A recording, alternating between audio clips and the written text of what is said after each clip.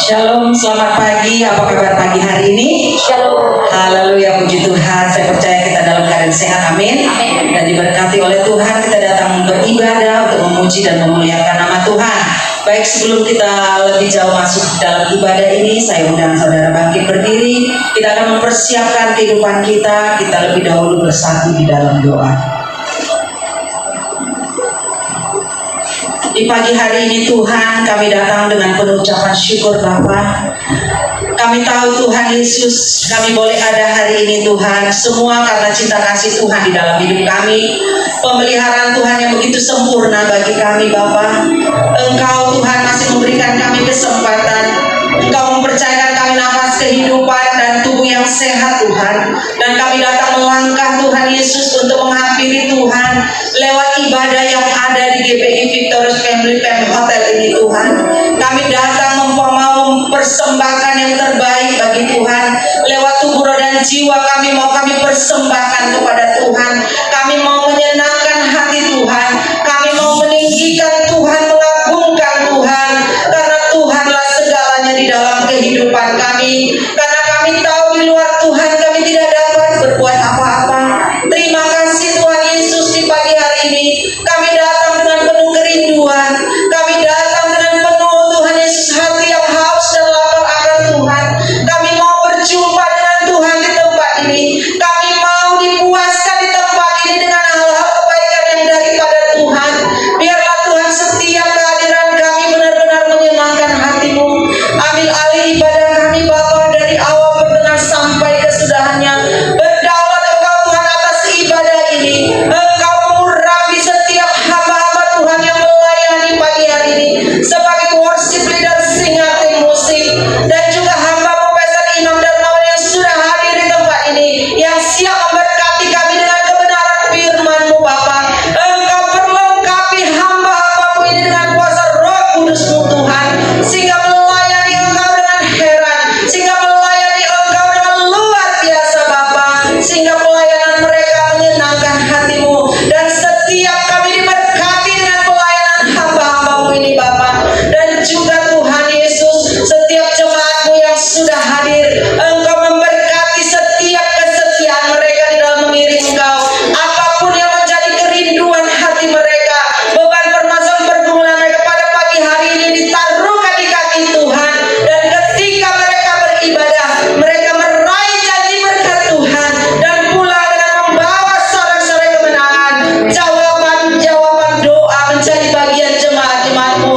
Dan juga yang masih di perjalanan Tuhan, tolong perjalanan mereka tiba di tempat ini dengan penuh sukacita. Kami beribadah bersama-sama. Pakai ruangan ini, pakai gedung ini Tuhan, Fam Hotel ini tempat menuai jiwa-jiwa bagi kemuliaan nama Tuhan.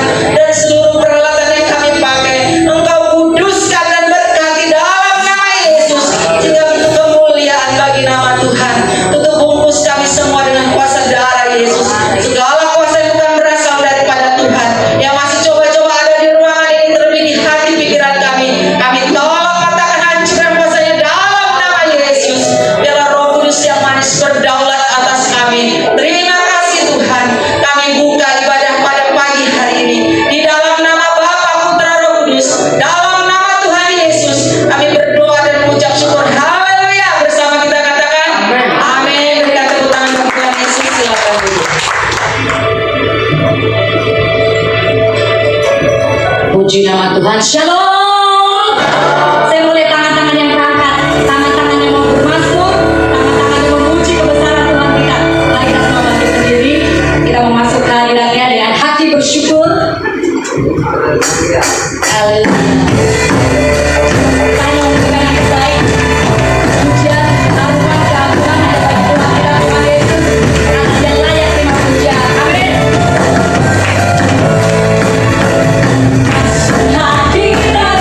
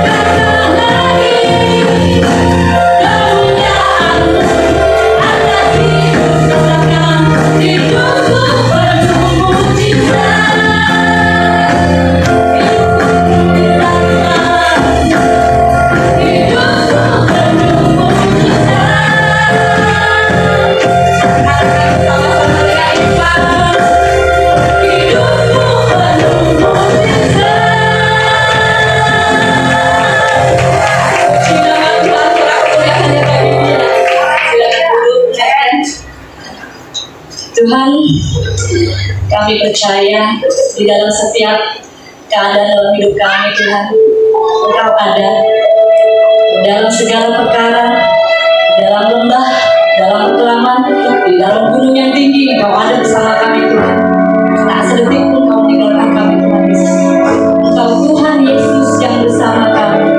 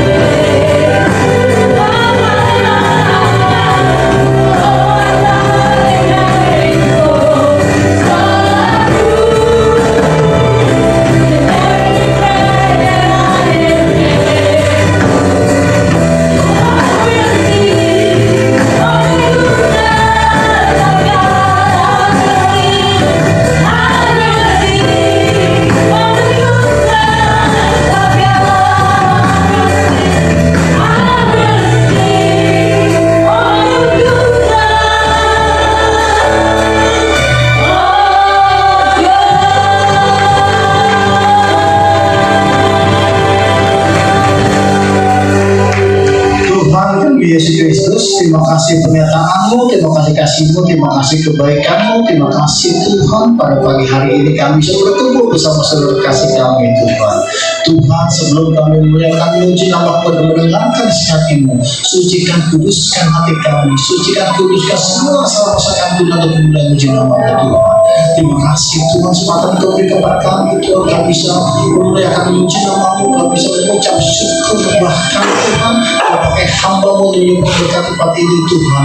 Firman-Mu menjadi terang bagi setiap mata kami. Dengan percaya Tuhan, ada saat ini akan terjadi berkat kuasa Tuhan. Yang berdosa ya Tuhan, yang lelah terbeban Tuhan, akan memberikan kelegaan. Bahkan kami datang dengan sakit penyakit Tuhan, kami akan mendapatkan kesembuhan ini Tuhan. Kami datang penuh dengan segala macam kesulitan masalah Tuhan. Kami percaya iman itu Tuhan, Kau akan membebaskan kami Tuhan. Kau memberikan kami jalan keluar terbaik Tuhan. Tuhan berkati dari awal sampai akhir dengan kuasa Tuhan Tuhan. Dan kami percaya Tuhan, pada saat kami pulang nanti berbeda masa kami Tuhan. Kami pulang dengan sukacita, kami pulang dengan kekuatan menjadi saksi dan perkataan dan perbuatan kami. Tutus kami dengan kuasa dari Tuhan. Kami siap mendapat jenama-Mu, kami siap mendapat firman, dan kami siap diberkati dalam nama Yesus. Haleluya, amin. Silakan dulu. Puji Tuhan, terima kasih pada Tuhan Yesus, terima kasih pada Bapak Gembala yang sudah menjadikan saya untuk hadir dan membagikan firman Tuhan di tempat ini. Sungguh langkah hal yang bahagia dan gembira dan sukacita bagi saya untuk bisa hadir di tempat ini bersama jemaat-jemaat terkasih ya. Puji Tuhan, haleluya. Dan tema khotbah saat ini adalah menyalibkan kedagingan. Seluruh cabang dari gereja kita, GBI FIFA ya, temanya pagi ini dan tema hari ini adalah menyalibkan kedagingan. Visi misi dari Bapak Gembala kita, Bapak Nomor Sufi, menjadikan setiap jemaat semakin serupa seperti Kristus, menyalibkan kedagingan. Pagi ini kita sama-sama belajar ya. Kita buka Alkitab kita, Galatia 5 ayat 16 sampai 17. Galatia 5 ayat 16 sampai 17.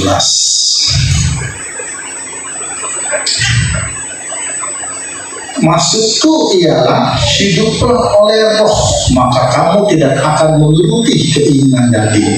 Sebab keinginan daging berlawanan dengan keinginan roh, dan keinginan roh berlawanan dengan keinginan daging. Karena keduanya bertentangan, sehingga kamu setiap kali tidak melakukan apa yang kamu kehendaki. Manusia adalah makhluk ciptaan Tuhan yang paling sempurna. Dan Tuhan menciptakan kita serupa dan segambar dengan Tuhan. Kita ini adalah orang-orang manusia yang sempurna. Dan dikatakan bahwa kita ini serupa dan segambar dengan Tuhan.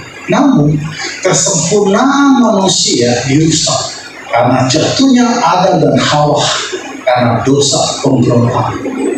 Jadi, kuasa dosa menyelimuti seluruh kehidupan keberadaan manusia, sehingga manusia punya kecenderungan untuk berbuat dosa, dan manusia sangat lemah dan rentan untuk berjuang menghadapi kuasa dosa. Kedagingan, apa sih arti kedagingan? Daging dari kata harfiahnya adalah tubuh atau pribadi manusia seutuhnya. Daging secara metafora artinya ya, sifat manusia yang jahat, sifat manusia yang penuh dosa. Manusia yang memusatkan perhatiannya kepada keinginan daging dan hawa nafsu, maka pikiran-pikirannya akan dipenuhi oleh keinginan daging. Roma 8 ayat 5. Roma 8 ayat 5. Sebab mereka yang hidup menurut daging memikirkan hal-hal yang dari daging. Mereka yang hidup menurut roh memikirkan hal-hal yang dari roh. Mungkin seringkali kita mendengar keinginan daging. Dan tentu setiap apa yang kita lakukan ada konsekuensinya. Apa yang kita tahu tentu kita akan menuai. Begitu juga dalam keinginan daging, ada dampak dan konsekuensi apabila kita hidup dalam keinginan daging. Apabila kita hidup dikuasai oleh kuasa dosa, ya. Yang pertama pasti keinginan daging adalah menghasilkan maut. Roma 8 ayat 6. Karena keinginan daging adalah maut, tetapi keinginan roh adalah hidup dan damai sejahtera. Pasti keinginan daging adalah maut. Kita menghadapi keinginan daging karena apa? Itu bisa sebutkan. Karena Adam dan Hawa jatuh ke dalam dosa, sehingga manusia punya kecenderungan untuk berbuat dosa, dan manusia pasti sangat lemah dan rentan untuk berjuang terhadap dosa. Dampak kedua dari keinginan daging, bahwa keinginan daging pasti keinginan daging ada perseteruan dengan Allah. Roma 8 ayat 7. Sebab keinginan daging adalah perseteruan terhadap Allah, karena ia tidak takut kepada hukum Allah. Hal ini memang tidak mungkin. Dampak dari keinginan daging, ya, kalau orang punya keinginan daging, maka ia akan hidup menurut daging. Roma 8 ayat 13. Roma 8 ayat 13. Sebab jika kamu hidup menurut daging, kamu akan mati. Tetapi jika oleh roh kamu mematikan perbuatan-perbuatan tubuhmu, kamu akan hidup. Ada berbagai dampak dari keinginan daging. Nah, keinginan daging itu pasti berlawanan dengan keinginan roh. Galatia 5 ayat 17. Galatia 5 ayat 17. Sebab keinginan daging berlawanan dengan keinginan roh, dan keinginan roh berlawanan dengan keinginan daging, karena keduanya bertentangan, sehingga kamu setiap kali tidak melakukan yang dikehendaki. Hidup itu ada pilihan, mau melakukan keinginan daging atau mau keinginan roh. Ya, jadi saat ini kita sama-sama belajar. Firman Tuhan adalah pedang bermata dua. Firman Tuhan juga tidak hanya menjadi berkat bagi pendengar. Firman Tuhan juga menjadi berkat bagi saya yang membicarakan firman Tuhan ini. Pagi ini kita sama-sama belajar. Ya, tema dari menyalipkan kedagingan. Apa sih kedagingan? Kalau kita lihat tokoh-tokoh kita, ada manusia yang bisa dan berhasil menyalipkan kedagingannya dan berhasil menang atas kuasa dosa. Tapi ada juga manusia malah banyak, bahkan tokoh-tokoh Alkitab, mereka tidak berhasil dalam menyalipkan kedagingannya. Contoh Kain karena iri hati kepada saudara, pada sudah ditegur oleh Tuhan, dia tetap membunuh saudaranya. Ketika dia membunuh saudaranya, tentu ada konsekuensi yang harus diterima oleh Kain dan serta keturunannya. Itulah contoh. Ketika pun orang memiliki keinginan daging yang ada di dalam dirinya, emosi, tidak bisa menahan diri, konsekuensinya itu begitu luar biasa. Begitu juga dalam kehidupan kita saat ini. Tentu kita masuk sebagai makhluk hidup, sebagai manusia biasa. Tentu kita dihadapi oleh keinginan roh. Apakah kita punya penguasaan diri dalam diri kita? Contoh Kain, karena persembahannya aja yang tidak diterima, tidak diindahkan Tuhan, dia sampai marah membunuh. Ketika ia membunuh, dia punya emosi yang berat untuk membunuh. Tapi bagaimana konsekuensinya? Konsekuensi berat, sudah pasti. Keinginan daging pasti konsekuensinya kesusahan dan maut. Tapi mengapa manusia dan bahkan tokoh-tokoh kita masih tetap melakukan, tidak bisa menjaga diri? Ingat, kuasa dosa iblis yang selalu membantu. Contoh lagi, manusia-manusia yang hidup pada zaman dulu, manusia yang hidup pada zaman dulu penuh dengan kejahatan, penuh dengan keinginan daging, penuh dengan keserakahan, kedengkian, penuh dengan segala macam dosa yang berbuat oleh mereka. Sehingga Tuhan pada saat itu menghancurkan semua bumi dan seisinya, hanya Nuh dan keluarganya yang hidup. Sehingga Tuhan berkata dalam Kejadian 6 ayat 6. Kejadian 6 ayat 6 ini kata-kata ayat Alkitab yang cukup menyenangkan dan cukup serem bagi kita. Maka menyesallah Tuhan bahwa Ia telah menjadikan manusia di bumi, dan hal itu memilukan hatinya. Bayangkan, begitu jahat, begitu dosa, begitu hancurnya manusia, Tuhan bisa berkata keluar dalam Kejadian 6 ayat 6. begitu menyesalnya Tuhan. Pernah mendengar kata-kata Alkitab Tuhan menyesal?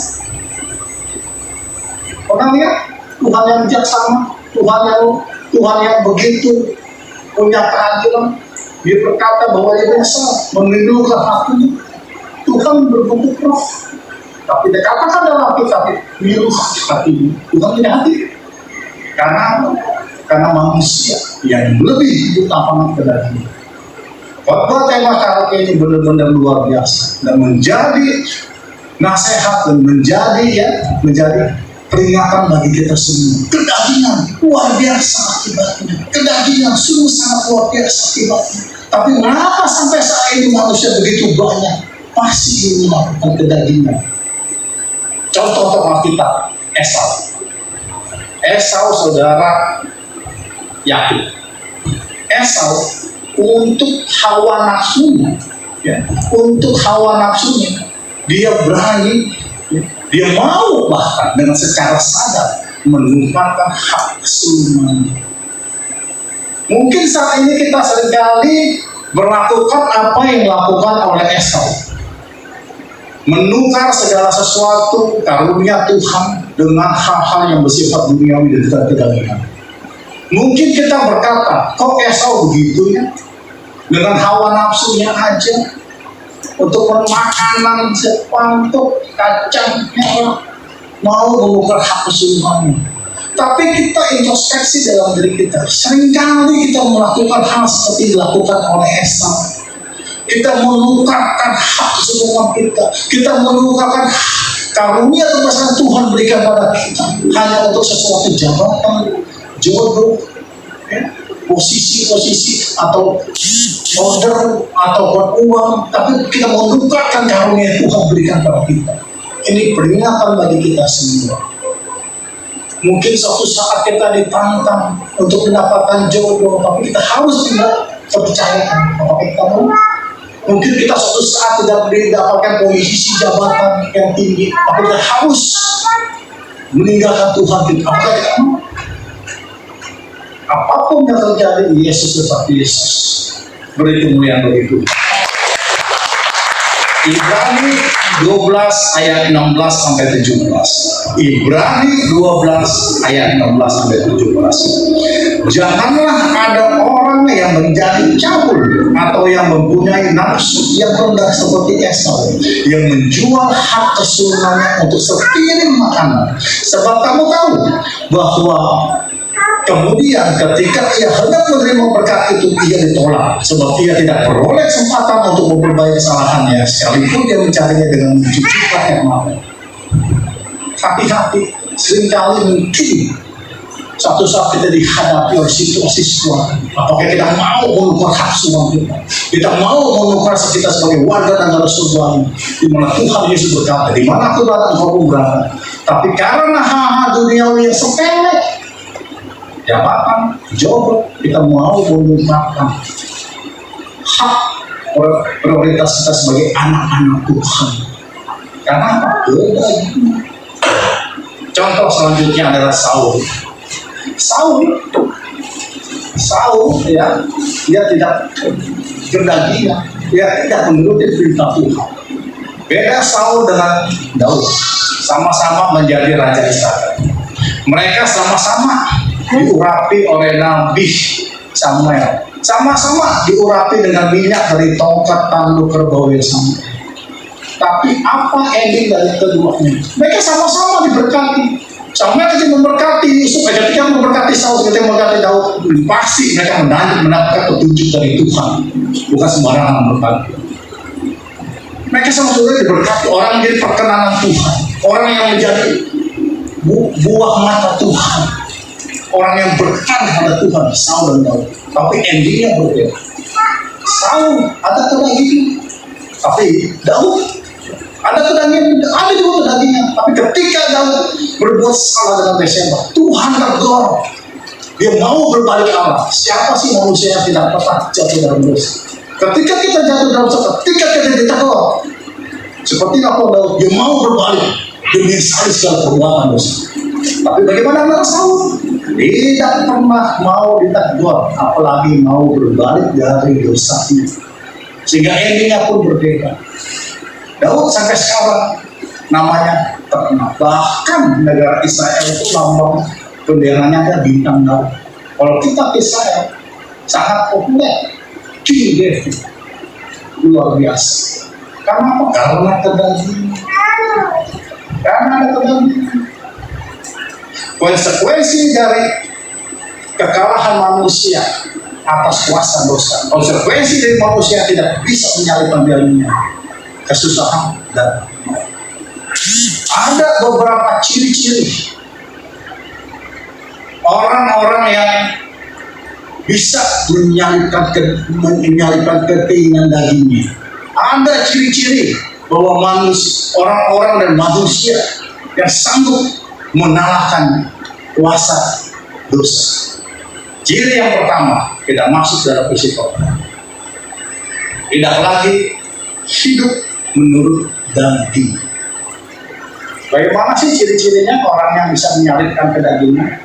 Bagaimana sih ciri-cirinya orang yang bisa menang atas kuasa dosa? Sama-sama kita bahas isinya. Yang pertama, tidak lagi hidup menurut daging. Galatia 5 ayat 19 sampai 21.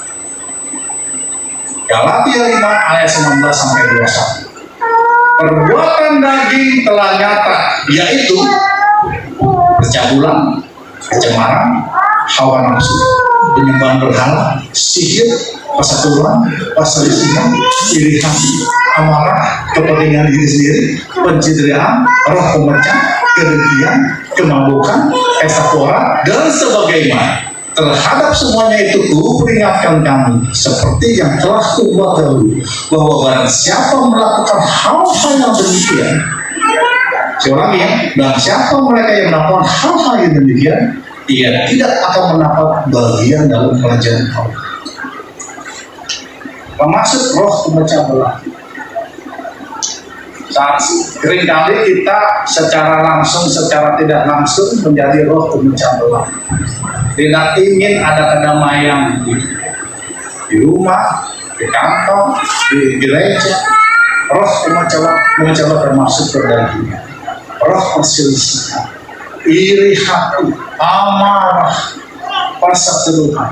Mungkin semua kita pernah melakukannya. Ya.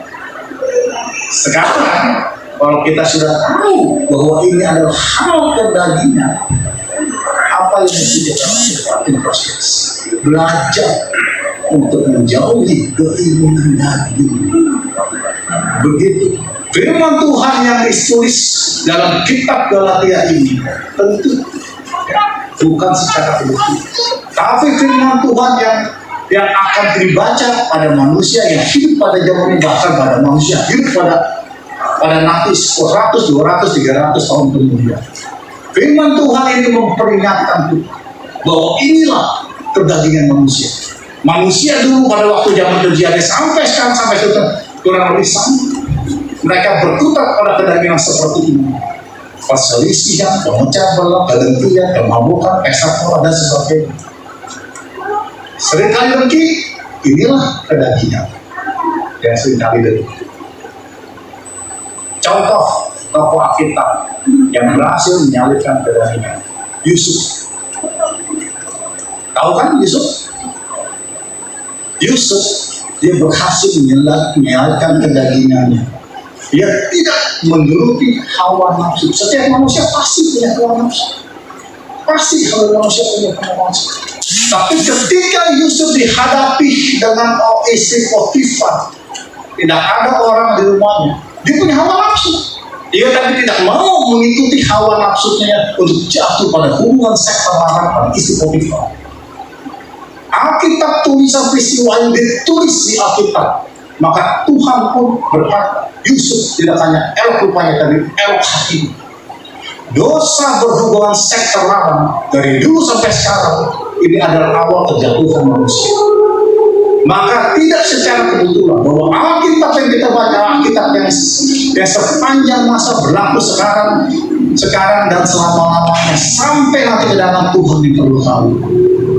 Kata-kata ini adalah kata-kata yang memberikan peringatan bagi kita semua. Hal keinginan daging, hubungan seks terlarang, sangat berbahaya. Kalau kita throwback lagi, rewind lagi, kalau berandai-andai Yusuf jatuh pada hubungan seksual pada istri Potifar, akan terjadi. Mungkin tidak ada nama Yusuf, tidak ada nama Yusuf, atau nama Yusuf dengan nama yang kurang bagus dan aku. Tapi Yusuf sudah membuktikan bahwa ia adalah orang yang berhasil. Dia tidak menuruti keinginan dagingnya. Dia tidak mengikuti keinginan hawa nafsunya. Ya? Ini menjadi bahan introspeksi dan peringatan bagi kita semua. Keinginan daging. Contoh kedua, Raja Daud. Daud pada waktu usia muda, ia sangat terkenal, ia sangat berjasa bagi bangsa Israel. Awal mulanya Daud itu tidak dipandang oleh bangsa, bahkan oleh ayahnya sendiri tidak dipandang. Disebutkan dalam Alkitab yang mukanya kemerah-merahan, dia menjadi gembala 2-3 ekor domba. Pada saat itu Daud itu profesinya adalah sebagai gembala ternak. Dan pada saat itu gembala ternak adalah posisi pekerjaan yang paling bawah atau disebut kasta terbawah. Pekerjaan bergengsi pada saat itu Israel ada sebagai tentara. Daud menjadi orang disebutkan dengan orang Tuhan berkenan kepada Daud. Ketika suatu saat Daud harus menghadapi Goliat yang secara di atas kertas, secara logika manusia nggak mungkin Daud menang melawan Goliat. Goliat adalah pendekar perang dari orang Filistin. Dari kecil sampai dia tua, sampai dia terakhir melawan Daud, dia ditempah menjadi pendekar perang Filistin yang luar biasa, orang terbaik. Gladiator yang pernah kita lihat itu gak ada apa-apanya dengan Filistin digandingin Goliat. Kita nontonkan kalau Gladiator itu gak ada apa-apanya. Dia itu pendekar perang yang luar biasa. Tapi berhadapan dengan Daud. Daud ada roh Allah di dalam diri Daud. Sehingga Tuhan memberikan kemenangan pada Daud. Pada saat Daud menang melawan Goliat, pasti semua rakyat Israel bersorak-sorai gembira karena bangsa Israel bisa menang melawan Filistin dan tanda bahwa bangsa Israel tidak bisa dipandang mata. Semuanya pasti, sampai rakyat berkata berlaksa-laksa orang bersorak-sorai. Tentu kemenangan akan membuat kita semua orang senang, semua orang happy. Ada satu pribadi yang tidak senang, Raja Saul. Mestinya si Raja Saul, Raja Israel pada saat itu, mestinya dia senang, sukacita, gembira karena ada orang satu yang berjasa yang membela bangsa Israel. Padahal pada saat itu Saul juga menjadi Raja Israel. Dia bilang, keiri hatiannya Saul ya kepada Daud berubah menjadi kebencian. Kebenciannya itu lagi berubah lagi menjadi dendam. Dendamnya itu berubah lagi menjadi keinginan untuk membunuh Daud. Daud padahal ya diangkat jadi mantunya Saul. Tapi Daud dikejar-kejar mau dibunuh karena apa? Karena dendamnya, kesumatnya yang si Raja Saul itu kepada Daud. Sampai Daud dikejar-kejar, bukan dikejar hanya Saul, tapi yang besar adalah tentara-tentara yang luar biasa, tentara-tentara komando, tentara-tentara perang khusus. Raja Saul yang mengejar Daud. Daud sampai lari ke goa, sampai dia lari ke tempat musuh, sampai dia jadi pura-pura jadi orang gitu, sampai dia makan kupnya sendiri, jadi orang gitu, sampai ketakutannya dikejar-kejar oleh Saul, nyawanya terancam. Tapi suatu saat Daud punya kesempatan untuk membalas dendam kepada Saul. Tapi pada saat itu ya, Daud tidak mengikuti kemarahannya untuk membunuh Saul. Dia bisa menahan diri untuk tidak membalas dendam kepada Saul. Nah inilah dirinya. Daud berhasil menyalibkan kedagingannya. Dia berhasil menahan kemarahannya. Marah boleh, marah boleh, kesal boleh. Jangan sampai kemarahan kita itu membuat dendam. Setitik rasa benci berubah menjadi dendam, berubah jadi ingin membunuh. Jangan sampai. Dalam juga kesel. Dia jadi pahlawan kok. Seringkali juga begitu. Kita kan kita pahlawan, tapi banyak orang yang iri kepada kita. Orang iri kita berubah menjadi dendam, benci sama kita. Apa yang lakukan juga dialami juga oleh Daud. Dia mengalami hal yang sama, yang mengalami hal yang tidak enak. Tapi tidak sedikit pun hatinya mau membalas dendam, membunuh Saul. Itu orang yang luar biasa. Dia bisa menahan diri. Dia bisa menahan keinginan untuk membalas dendam kepada Saul. Dia berhasil menyalurkan kedagingan di dalam diri. Kedua, hidup dipimpin oleh roh. Hidup dipimpin oleh roh. Galatia 5 ayat 25. Galatia 5 ayat 25. Ciri-ciri orang yang berhasil menyalurkan kedagingan. Jikalau kita hidup oleh roh, baiklah hidup kita juga dipimpin oleh roh. Kalau hidup itu kan ada pilihan. Mau dipimpin oleh daging atau dipimpin oleh roh. Orang yang berhasil menyalurkan dagingnya, orang yang mau mengambil keputusan hidupnya dipimpin oleh roh. Daniel, tokoh Alkitab Daniel orang Israel yang hidup di pengasingan, hidup di pembuangan. Ketika itu dia hidup bersama dengan bangsa Babel. Bangsa Babel disebutkan bangsa yang tidak mengenal Tuhan, adat istiadatnya beda. Tapi Daniel hidupnya dipenuhi oleh roh Tuhan, sehingga ia tetap setia pada Tuhan. Dia tetap setia untuk menyembah Tuhan, untuk berdoa kepada Tuhan. Kita yang hidupnya enak aja sih kadang-kadang tidur lupa doa, makan lupa doa. Apalagi kalau makannya ya nasi panas, ya, sayur asem, pedas, ikan asin panas lagi, pakai cabai, sambal, berdadak, lupa doa. Tapi Daniel di pembuangan yang doanya jadi dilarang, tetap dia doa setiap hari kepada Tuhan. Dia tetap setia kepada Tuhan. Bagaimana dengan kita? Apakah dalam situasi sulit masih setia kepada Tuhan? Apakah pada waktu kita senang-senang masih setia kepada Tuhan? Diberkati Tuhan luar biasa masih setia kepada Tuhan? Daniel contoh orang yang berhasil menyalurkan kedagingan. Dia berhasil karena ini dipenuhi oleh roh Tuhan.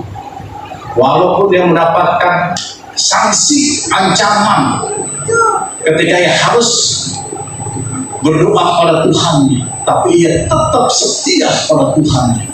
Cari orang pintar banyak, cari orang setia kepada Tuhan. Bukan setia pada saat enak-enak, tapi setia pada saat yang tidak enak. Sampai Daniel harus masuk ke dalam gua singa, dia tetap setia kepada Tuhan. Kepada Tuhan dia setia. Inilah Daniel. Orang yang bisa menyalurkan kedagingan, orang yang hidupnya dipenuhi oleh roh. Contoh kedua adalah Stefanus. Stefanus, kita baca Kisah 7 ayat 60.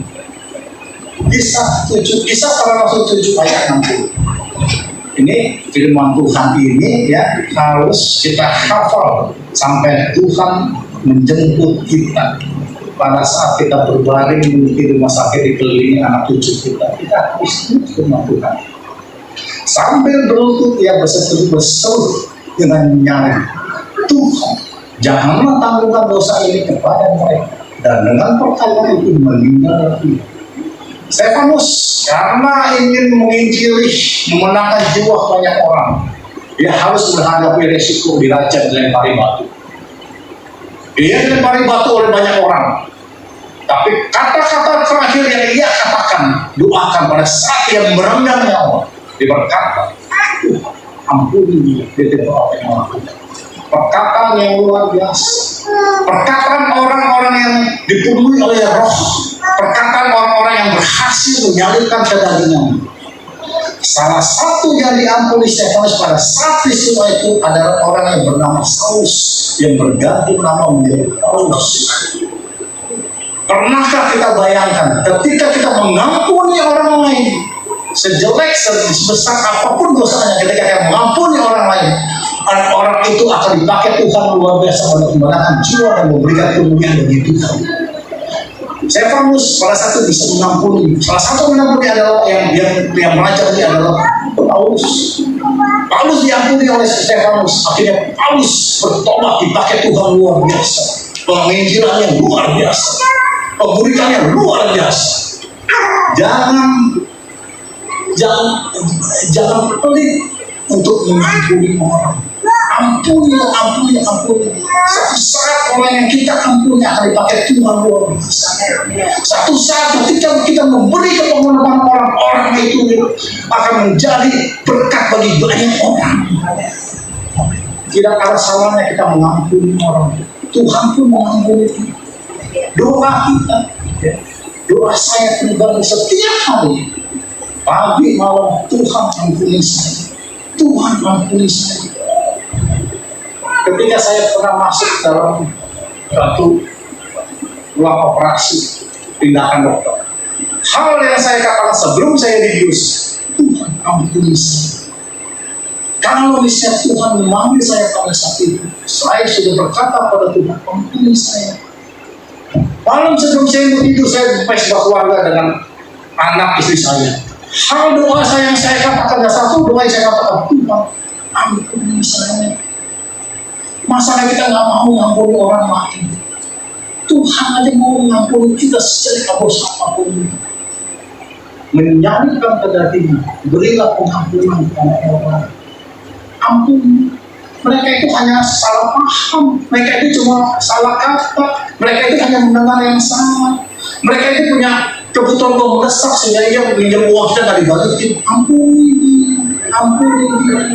Suatu saat ketika kita menabur pengampunan, kita akan menuai berkat-berkat Tuhan yang luar biasa.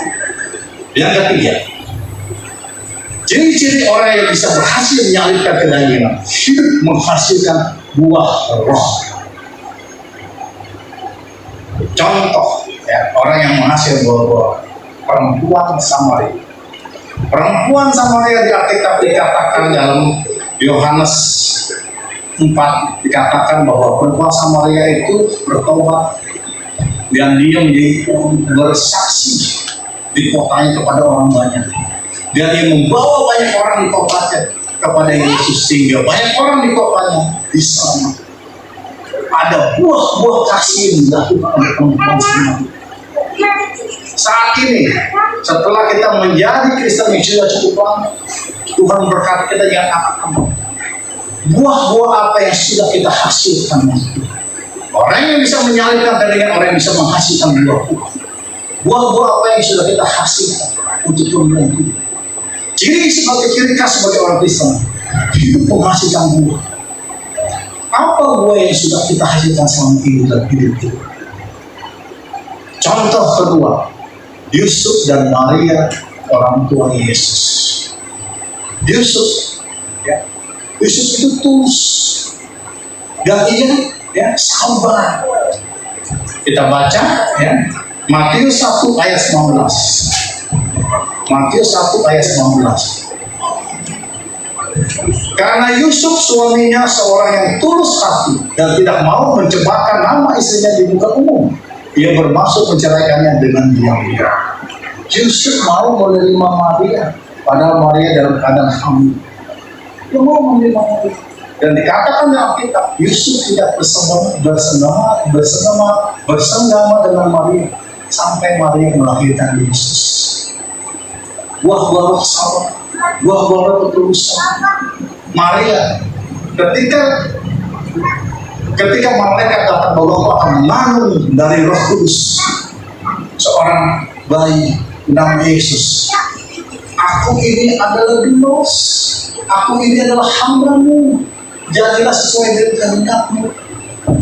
Sabar tulus. Maria pada saat itu menjadi wanita yang berbahagia pada saat zaman. Buah-buah apa? Sabar. Kudus. Kesimpulannya, ya, walaupun kita manusia semua sudah jatuh ke dalam dosa, bukan berarti kita tidak bisa melakukan kehendak Tuhan.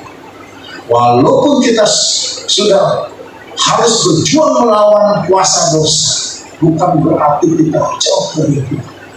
Fakta mengatakan di dalam tokoh-tokoh Alkitab, Henok, Musa, Joshua, ya, Yohanes Pembaptis, Nabi Samuel, mereka berhasil untuk tetap menyalibkan kedagingan.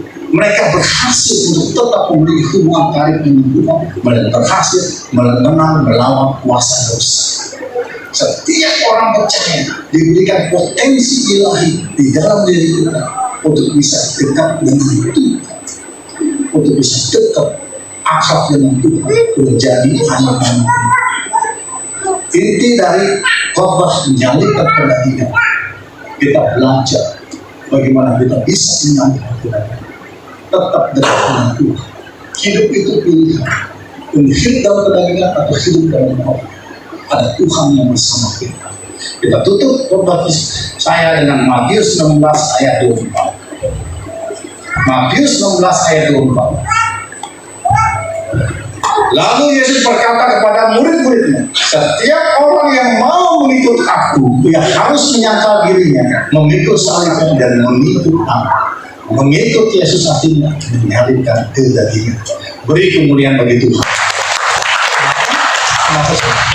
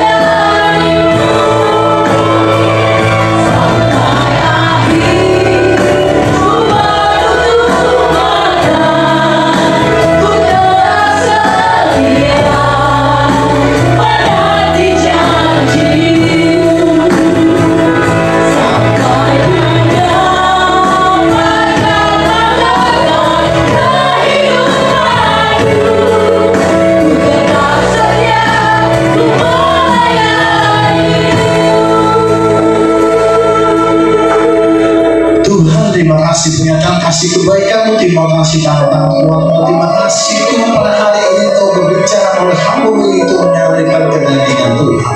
Tuhan ajak kami untuk menyalibkan kedagingan. Kami lemah, kami rentang Tuhan, kami tidak mampu, tapi bersama dengan Engkau akan memampukan kami Tuhan. Ajak kami selalu untuk hidup dalam roh, Tuhan hidup kami Tuhan yang menjadi kemuliaan Tuhan. Ajar kami Tuhan hidup kami hidup benar Tuhan. Kami berhasil untuk menyalipkan kedagingan Tuhan. Biar melalui hidup kami baik jiwa dekat jiwa sampai dan nama Tuhan. Tuhan, Engkau tahu setiap kehidupan dari setiap kami semua Tuhan. Tuhan, Engkau yang menentenglah Tuhan, Engkau yang menjadi, Engkau yang akan meninggalkan dan meninggalkan kami. Berdoa Tuhan akan kami serahkan ke dalam tangan Tuhan. Biar Engkau berpraktiskan setiap perkara kami Tuhan. Berkati setiap jemaat kami, berkati Tuhan. YMS dan semua pekerjaan ada di sini Tuhan. Kemuliaan Tuhan akan di tempat ini Tuhan. Terima kasih kebaikan ternyata, terima kasih kasih-Mu Tuhan. Terima kasih Tuhan firman Tuhan akan kembali dan sia-sia. Firman akan akan Tuhan dan berbuah di setiap hati kami. Di dalam nama Yesus Tuhan. Haleluya. Amin. Bagi jemaat yang ingin mau materi khotbah yang saya bawakan tadi, nanti bisa minta ke Ibu Gembala, Ibu Linda. Terima kasih. Tuhan memberkati. Puji nama Tuhan. Saatnya kita akan siapkan persembahan syukur kita. Saya meminta hamba-Nya untuk membawa dan bersama. Bapak Ibu yang terkasih, mari kita bersatu dalam doa. Terima kasih Bapa buat firman-Mu yang menyatakan kami untuk melawan setiap keinginan daging. Kami mau belajar melakukannya hidup sesuai dengan kehendak-Mu Bapa. Roh Kudus mampukan kami untuk dapat melakukannya sehingga hidup kami senantiasa menyenangkan hati-Mu Bapa. Terima kasih Bapa untuk kasih-Mu yang begitu luar biasa. Terima kasih untuk setiap berkat-berkat-Mu. Sebentar kami akan memberi Bapa dan sebagian berkat yang Tuhan berikan kepada kami. Berkati tangan yang memberi Bapa dengan berkat-Mu yang berkelimpahan. Di dalam nama Yesus kami siap memberi dan mengucap syukur. Haleluya. Amin.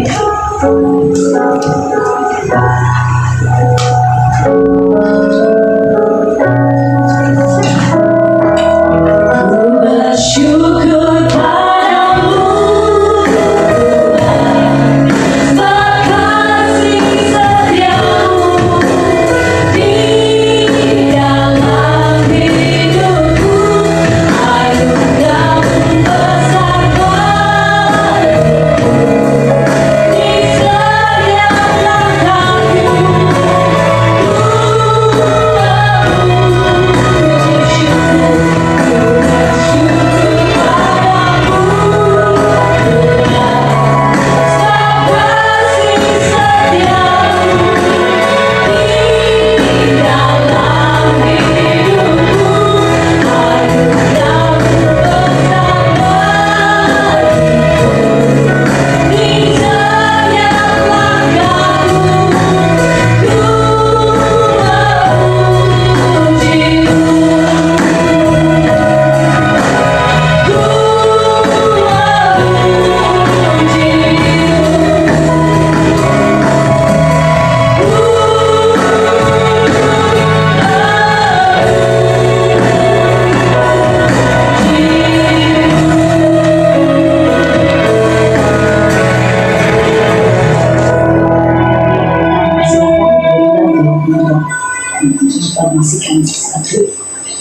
Puji Tuhan, shalom kita semua kita diberkati, amin.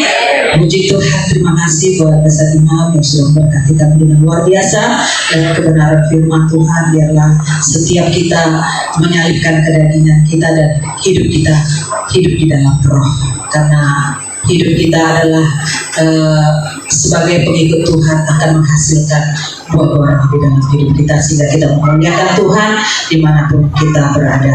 Puji Tuhan, pengumuman penting buat kita ya jemaat terkasih, jemaat GB Victorious Family Hotel khususnya, bahwa mulai hari Minggu depan kita akan berpindah tempat ya. Kita bukan lagi beribadah di Fem Hotel ini, tapi kita berpindah tempat tidak jauh dari tempat ini, yaitu di sebelah Hotel Ibis. Kita boleh lihat ada itu yang hotel yang paling tinggi antara Hotel Ibis dan satu lagi ada gedung itu yang di tengah-tengah yang paling tinggi. Kita akan beribadah di tempat tersebut di lantai 11 ya. Ruangan ini sangat-sangat besar ya. Kita boleh beribadah di situ karena di Fem Hotel ini ruangannya sempit, apalagi di tengah-tengah masa pandemi seperti ini ya. Bapak Gembala kita mencari tempat yang lebih besar lagi, dan puji Tuhan kita sudah ada tempat di situ. Kita akan beribadah di gedung tersebut di lantai 11. Parkirannya juga banyak. Ada 5 lantai, dari mulai basement sampai lantai 5 itu bisa parkir, kira-kira menampung sampai 70 sampai 80 kendaraan. Kalau di sini mungkin kita sulit ya, kita kadang nggak dapat parkir, kita pindah ke Bethsaida, tapi di tempat ini banyak parkir. Jadi mulai tanggal 17 April kita akan beribadah di gedung ini yang kira-kira di sebelah Hotel Ibis dan di seberang Honda ya, atau Burger King. Nah, ini juga di sebelah dari Kebonan, tempatnya si strategis di jalan raya sini juga tidak jauh dari tempat ini. Jadi jemaat semua bisa memberitahukan kepada saudara-saudara kita atau teman-teman yang tidak datang beribadah pada saat hari ini, bisa menginformasikannya. Mulai minggu depan tanggal 17 April kita beribadah di gedung tersebut, dan ibadahnya tetap 3 kali, jam 9, jam 11, dan jam 5 sore ya. Puji Tuhan. Kalau ada nanti yang mau ditanyakan, boleh ditanyakan kepada saya. Dan pengumuman yang kedua, rekrutmen dari tim Praise and Worship GBI Viva Fem Hotel bagi jemaat terkasih. Mungkin ada yang rindu ingin melayani sebagai pemuji, song leader atau singer atau bagian musik, ataupun rindu ingin melayani bersama-sama dengan kami di dalam tim penata layanan di tempat ini, boleh menghubungi saya atau pekerja yang lain, dan kita boleh bersama-sama untuk melayani Tuhan, memberi yang terbaik kepada Tuhan lewat setiap karunia talenta yang Tuhan percayakan kepada kita. Karena inilah waktu-waktu yang tepat untuk kita dapat lebih lagi memberi yang terbaik bagi Tuhan. Puji Tuhan. Kalau ada nanti hal-hal yang mau diberitahukan kepada sampaikan kepada kami, boleh menghubungi tim penata layanan di tempat ini. Puji Tuhan. Hanya itu pengumuman bagi kita. Mari kita bangkit berdiri, kita akan mengakhiri ibadah kita.